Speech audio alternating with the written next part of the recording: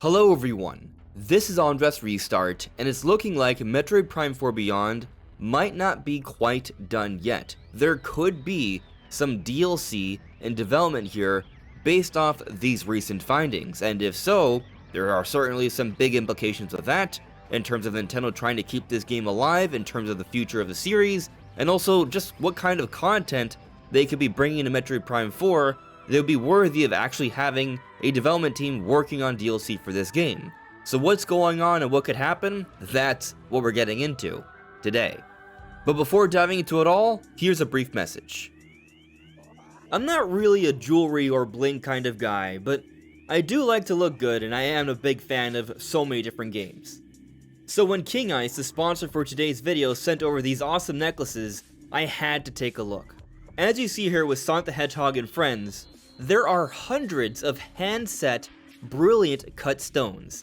The level of detail here is just incredible, and it's beautiful. From all different angles, it's completely iced out. And all the gold, it's real 14K gold plating.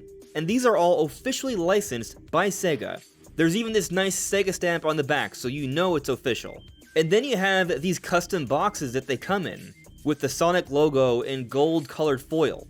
There's a really nice premium and refined look to these boxes. These are collector's items with great attention to detail that's true to the character's look and feel, and they're only available at kingice.com. But King Ice is responsible for so many other different designs and collaborations. As you see here, I'm scrolling through, there are so many different companies involved. Yu-Gi-Oh!, Persona, and so much more. So make sure to check it all out with the link in the description below using my promo code COLDESTRESTART. So what has been found is a resume listing discovered by Dr.81. He has his own video on the subject. It will be linked in the description below. But here he found that someone from Forge Studios, a 3D environment artist working on a AAA Nintendo Switch title. As it's explained here, a AAA title for Nintendo Switch 1 and 2 announced, so it's already a title that's AAA, that is announced. They're not clarifying what because details are under NDA, and they focused on environment creation, built complete game environments collaborating within the art team, heavy focus on engine integration using proprietary tools and established asset pipelines, extensive level of detail creation and poly count optimization for Switch hardware constraints, trim sheet workflow for environment surfaces, asset management and version control with Perforce. So some of the things here do get me kind of thinking that this could indeed be about Metroid Prime 4. That's what Dr. 81 was thinking. Fact of the matter is, there aren't many titles that are AAA titles that are for both Nintendo Switch 1 and Nintendo Switch 2, where it would make sense to still be working on them. But Metroid Prime 4 is one of the few where that would actually make some sense. And it's already an announced title, and so details being under NDA definitely makes sense here. Not to mention, Forge Studios did help with co-development with Metroid Prime 4 Beyond, so it does make sense that Forge Studios would be working again on Metroid Prime 4 if there was some sort of big DLC update in the works, and things are lining up here. There aren't many Nintendo Switch 1 and 2 titles that are still in the works right now, so definitely there aren't many options here. This could truly be the fit. It's not 100% guaranteed, it's not confirmed, but this is a speculation right now, and it definitely makes sense, especially when you take a look at some of the description here. Like, they're talking about extensive level of detail creation and poly count optimization for Switch hardware constraints. This sounds very Retro Studios. Retro Studios is the main developer for Metroid, and poly count optimization for the Switch hardware does make sense. This is talking about for Switch 1 because they have the Switch 2 version. So there's that, but then also here how they talk about environment creation, built complete game environments collaborating within the art team.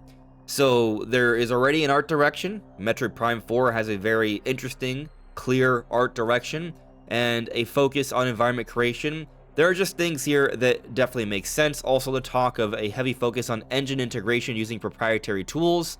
Retro Studios has their own proprietary engine, so more things are adding up here. Again, it doesn't totally confirm it. There are other possibilities, but this does seem to fit really well. And so, if this is the case, then it does mean that they are working on something for Metroid Prime 4. Now, we've already had conversations about Retro Studios likely, or maybe not likely, I think it is likely, but they are working on Metroid Prime 5. There are rumors to support so. There have been some job listings that may suggest so as well, as Dr. 81 has actually covered before, and we've covered on the channel as well. I do think Metroid Prime 5 is going to happen. And reminder, because I always see people get confused about this, when we're talking about Metroid Prime, we're talking about the 3D first-person Metroid games, not the 2D Metroid games. Yes, we have the recent Metroid Ravenous leak. That would be for a 2D Metroid game following up Metroid Dread, that style of game. We're talking about the follow-up to Metroid Prime 4. I do think that's going to be happening, but that's probably going to take some time. This right here is suggesting that they are still making something for Switch 1, and I think it's highly unlikely they would be making Metroid Prime 5 for Switch 1, because that would be years from now. We're already seeing Nintendo phase out Switch 1, so I just think it's really unlikely. Based off this listing here, I think we're looking at one of two things. Yep, Metroid Prime 4 DLC, or it's another game that we just aren't aware of, and it doesn't really have to do with specifically Nintendo. Forge Studios has done co-development for a variety of other games, so there could be something else here that's a Switch 1 and Switch 2 thing that they're working on that's already announced that would get DLC. I mean, I do feel like Metroid Prime 4 does seem to make a lot of sense here from that perspective. But there's a lot of possibilities, and I'm sure there's something I'm maybe not accounting for here, so I do want to keep that in mind. But it does make sense to put out DLC for Metroid Prime 4, and let me explain. Metroid Prime 4 Beyond was a very expensive game for Nintendo, and from what we understand, sales-wise, has not been that successful. Maybe it climbs to 2 million or so, we shall see. That's not really that bad, but given how expensive and how long the development time was for Metroid Prime 4, that's maybe not really good enough. Now, there were other things that were done that will certainly help with sales. They had the visual retrospective art book, and then they had the amiibos. Those things will certainly help. And I also think with an eventual Smash expansion of some kind, be it a new game or an update to Smash Ultimate, they will likely introduce Sylux as a character, and there will certainly be benefits there. More people will consider playing Metroid Prime 4 with the inclusion of Sylux. It may end up working out very similarly to how when we saw Pyra and Mythra added to Smash Bros., that led to a boost in sales for Xenoblade Chronicles 2.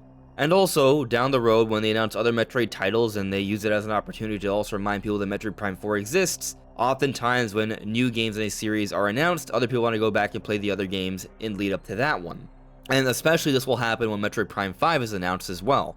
People are going to want to play Metroid Prime 4 to understand what happens before playing Metroid Prime 5, and then eventually, like similar things we're hearing about regarding Donkey Kong, Star Fox, and we already know about Zelda and Mario, with more movies on the way, Metroid might also be one of those movies we'll eventually see, and of course that'll lead to some cross-promotion, and then there may be even more opportunity to get more people to play Metroid.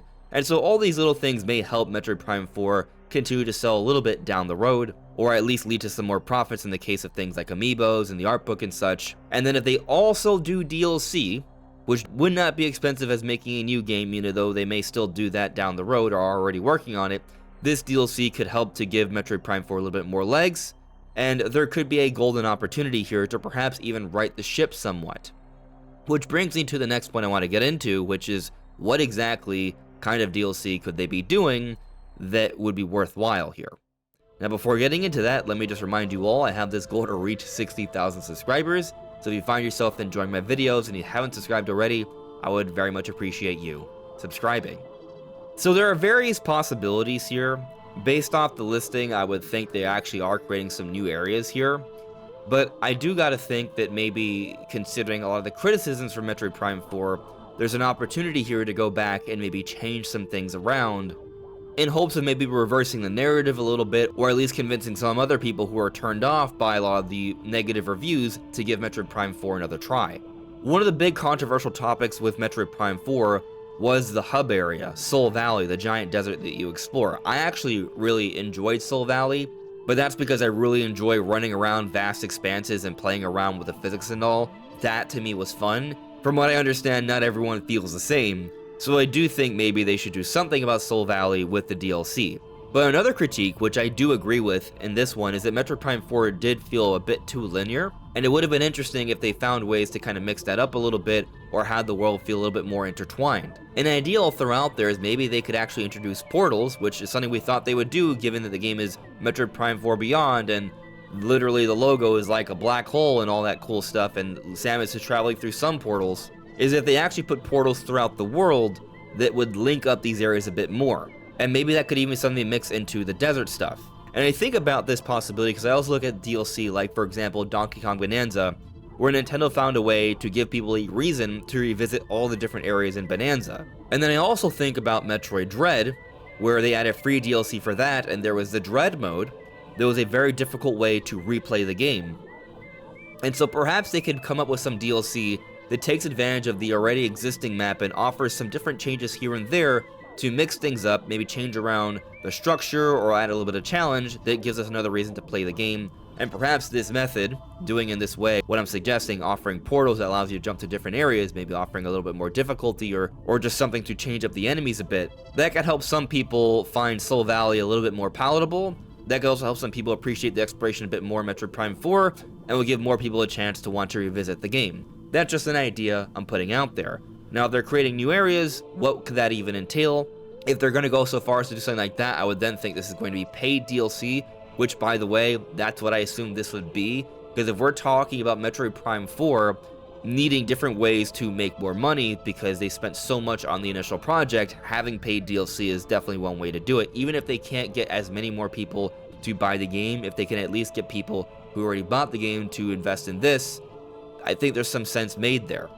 Of course, if it's paid, I think it would mean it would have to be something worthwhile, something significant. And so if there's a new area that we're going to explore here, maybe another province, and they're going to use that to help further mix things up here, like some sort of side mission, that could be really interesting. Maybe something that includes a bit more story to help fill in some of the gaps that we missed with Metroid Prime 4, because there are certainly things about the story of Metroid Prime 4 that left many questions. Now, I still think there are things about Metroid Prime 4 that are just not being answered because there's going to be a Metroid Prime 5, but perhaps it could at least give us a little bit more context as to why Sonic is so angry. Maybe with this DLC, we could just see a little bit more of his past, and help us at least understand him a little bit better, at least just a little bit more when considering the final battle. And when I think about the possibility of them making a new area, I would assume there'd be new enemies, a new big boss fight. I felt the boss fights in Metroid Prime 4 were incredible. Some of the best boss fights in the series, actually.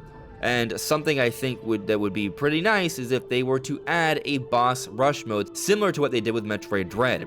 That's even something they could add as free DLC. Maybe what they would want to do is offer some free DLC updates, like maybe a boss rush mode, and some of the other ideas I'm discussing here could be paid DLC. That's a possibility. So I do think there are some things they could do that could definitely make Metroid Prime 4 more interesting to more people, or bring more people back to play the DLC, helping to keep it a little bit more relevant for a little bit while longer. Will it actually happen? That remains to be seen. Some people will argue that it's been so long since Metroid Prime 4 has come out already, we've already passed that window of time where it's reasonable to announce DLC. The game came out last December. I'm recording this video towards the end of July, so it hasn't been a whole year yet. It's been 8 months, which is a decent amount of time, but if Nintendo were to announce, I don't know, this DLC in a September Nintendo Direct or some sort of Metroid 40th anniversary celebration, which does seem unlikely, I know, but maybe a September Direct, that I do think is not out of the question. It still would be within a year of the game's launch. In fact, they could even do something early next year. This doesn't necessarily have to happen in a September Direct. It could be in a February Direct. I feel like we've seen things like that before. I mean, look at how Nintendo's been handling Donkey Kong and Mario Kart. They have been putting out continued updates for these games. Maybe they would like to do something similar with Metroid Prime 4 as well. But what do you all think? Let me know in the comments below. This is AndresRestart. Thank you so much for listening and watching, and I will see you all really soon. Take care. Bye.